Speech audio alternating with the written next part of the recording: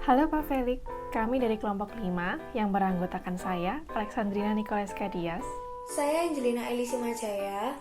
Saya Dominic Excel. Saya Filipus Gilbert Kurniawan. Saya Yusra Raguel.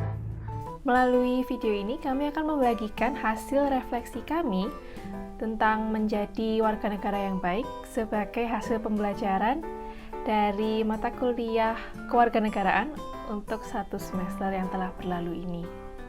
Pada pertemuan pertama, kami belajar mengenai pentingnya memiliki identitas yang kokoh. Perlu dipahami bahwa identitas yang seharusnya kita pegang adalah identitas substansial yang dapat ditunjukkan melalui pola pikir maupun kedalaman perspektif dari masing-masing individu, dan bukan sekedar identitas formal. Identitas formal ini bersifat administratif seperti yang kita temui pada KTP. Ketika kita bisa menghargai individu atas pola pikir mereka berdasarkan kedalaman perspektif yang mereka miliki, kita bisa dengan lebih mudah beralih dari pandangan sosiosentris yang hanya memperhatikan orang lain yang masih satu golongan dengan kita kepada pandangan world-centris yang menitikberatkan kepada compassion kepada orang-orang di sekeliling kita.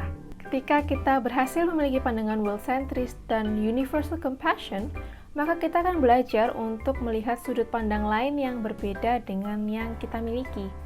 Kemampuan ini kemudian memungkinkan kita untuk menerapkan toleransi yang optimal, yaitu toleransi yang aktif, yang berempati bagi seluruh bagian masyarakat.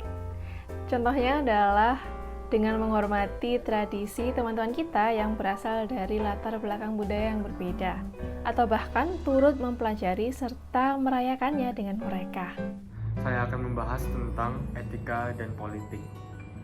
Politik adalah proses dalam menentukan dan melaksanakan tujuan-tujuan yang hendak dicapai dengan menggunakan kekuasaan yang dimiliki oleh pihak-pihak yang berkepentingan. Sedangkan etika merupakan perilaku atau tindakan, mau itu baik ataupun tidak baik. Seperti yang di video KWN diceritakan, ada beberapa teori seperti teori teleologis, deontologi, teori hak, dan teori keutamaan. Sistem etika politik memiliki beberapa masalah, seperti pelanggaran HAM. Pelanggaran hak asasi manusia menjadi sorotan penting dalam kehidupan bernegara di Indonesia. Hal tersebut ditandai dengan lemahnya apresiasi seseorang terhadap hak warga lain. Nah, kita sebagai warga Indonesia yang terdidik, kita harus melawannya dengan menyebarkan kebaikan. Kita tidak ikut-ikutan membenci, jadi walaupun mereka menyebarkan hoax, menyebarkan berita-berita palsu, kita tidak ikut-ikutan menyebarkannya lagi. Saya akan membahas mengenai demokrasi.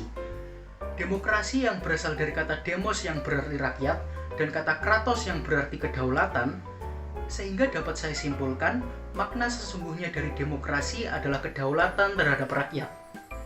Kemudian jika berbicara mengenai demokrasi, sebagaimana yang kita ketahui bahwa Indonesia merupakan negara kepulauan yang sangat besar dengan penduduk yang majemuk, dimulai dari suku, bahasa, agama, ras, dan budaya, sehingga menurut saya sangatlah benar jika kita menganut sistem demokrasi di negara kita.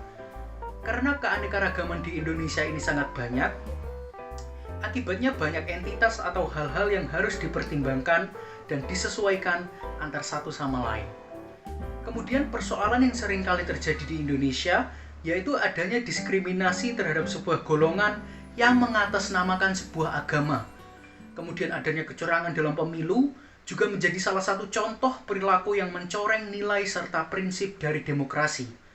Maka dari itu pengamalan prinsip demokrasi sangat diperlukan dalam kehidupan kita, karena pada dasarnya peradaban manusia sewaktu-waktu akan selalu mengalami perubahan, sehingga kebebasan akan hidup berbangsa dan bernegara sangat mutlak dibutuhkan oleh setiap orang. Asas atau prinsip dalam berdemokrasi dapat selaras dengan kehidupan kita sehari-hari jika terdapat adanya kebebasan pada masing-masing individu, yang tentu saja kebebasan yang bersifat teratur dan mengedepankan rasionalitas. Maka dari itu saya mengingatkan bahwa kita sebagai mahasiswa serta agent of change sepatutnya menjunjung tinggi persatuan dan kesatuan dalam perbedaan yang ada. Karena pada esensinya, di dalam demokrasi sendiri terdapat sebuah istilah yang acap kali kita dengar, yaitu dari rakyat, oleh rakyat, dan untuk rakyat. Karya Frans Magnus Suseno. Hak asasi manusia sendiri merupakan hak yang dimiliki setiap individu karena ia adalah manusia, dan bukan karena itu pemberian masyarakat maupun negara. Sehingga setiap haknya itu wajib dihormati dan dijamin. Hak asasi manusia sendiri tidak ditemukan, namun dirumuskan melalui dialog yang dimiliki oleh masyarakat atas pengalaman negatif seperti suatu ketidakadilan maupun perlakuan yang tidak wajar. Secara umum, hak asasi dapat dibagi menjadi 5 golongan, yaitu hak asasi negatif yang melindungi kehidupan pribadi, hak asasi demokratis yang melindungi kedaulatan rakyat, hak asasi atas perlindungan dari negara, hak asasi sosial yang memberikan rakyat jaminan sosial dari negara, serta hak asasi kolektif yang melindungi kelompok minoritas. Menurut laporan yang diterbitkan oleh Amerika Serikat sendiri, Indonesia masih memiliki rapor merah dalam hal penegakan HAM. Hal ini disebabkan oleh masih ditemukannya kasus penyiksaan dan perlakuan hukum yang kejam seperti yang dialami oleh Muhammad Rizky Rianto serta Rio Immanuel Adolf. Masih ditemukan juga kasus pembunuhan di luar hukum seperti insiden penembakan 2 mahasiswa di dekat tambang emas Grasberg di Mimika. Ada juga pembatasan akses yang disayangkan untuk kepentingan pemerintah yang dilaporkan oleh NGO dan aktivis Papua pada bulan Juni 2020. Setuju dengan Frans, menurut saya ada baiknya bila pemerintah dan masyarakat Indonesia benar-benar memahami pentingnya hak asasi manusia dan mulai menghargai serta menjunjung hak asasi setiap individu untuk mencegah adanya penindasan dan konflik antar golongan demi Indonesia yang bersatu. Saya akan membahas tentang kewarganegaraan digital. Kewarganegaraan digital fungsinya untuk membuat setiap warga negara digital atau pengguna perangkat digital untuk dapat menggunakan teknologi dengan baik dan bertanggung jawab, sama seperti halnya di kehidupan nyata. Tidak hanya itu, perlu juga adanya kesopanan dalam menggunakan media digital. Namun, pada kenyataannya di Indonesia, netizen justru bersikap tidak bertanggung jawab. Contoh saja akhir-akhir ini, sebanyak 419 konten di akun media sosial ditegur dalam kurun waktu 100 hari. Ratusan konten akun tersebut ditegurkan dinilai melanggar UU ITE. Nah, seperti membuat konten ujaran kebencian dan sara. Selain itu, ada juga kasus seperti Microsoft yang diserang netizen karena menganggap netizen Indonesia paling tidak sopan. Nah, hal ini tentu saja bertolak belakang dengan budaya di Indonesia yang seharusnya terkenal akan kesopanannya. Sebagai generasi muda, saya ikut prihatin dan malu atas tindakan yang dilakukan oleh banyak orang di Indonesia karena bertindak tidak sopan dan menggunakan internet dan menggunakan media sosial dengan tidak bijaksana. Tindakan yang mereka lakukan di lapangan netizen seharusnya bisa lebih bijak dan berkata-kata dalam berkomentar. Adapun tindakan yang dapat kita lakukan sebagai netizen Indonesia yang baik, yaitu selama menggunakan media sosial, kita dapat menghindari, yaitu melakukan tindakan intimidasi, pelecehan, hujatan, dan maki-makian di sosial media. Dan tindakan yang perlu kita tingkatkan dan kita tonjolkan adalah seperti jika ingin menyampaikan pikiran atau perasaan harus dilakukan dengan santunan, bijaksana. Selain itu, jangan mudah juga percaya pada berita-berita yang tersebar di internet, karena bisa saja berita yang kita lihat atau kita baca di internet adalah berita hoax. Saya akan membahas mengenai anti-KPKI.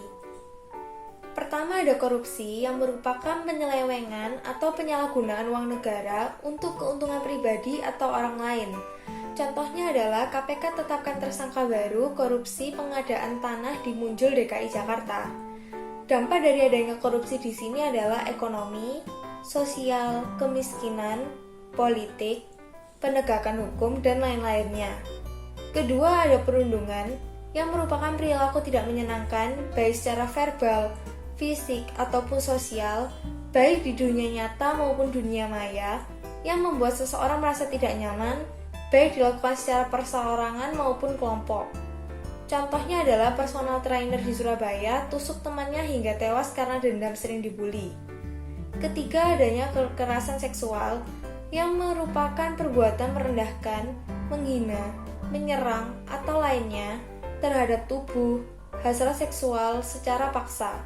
Contohnya adalah sejak awal Januari, Kementerian PPPA catat 426 kasus kekerasan seksual.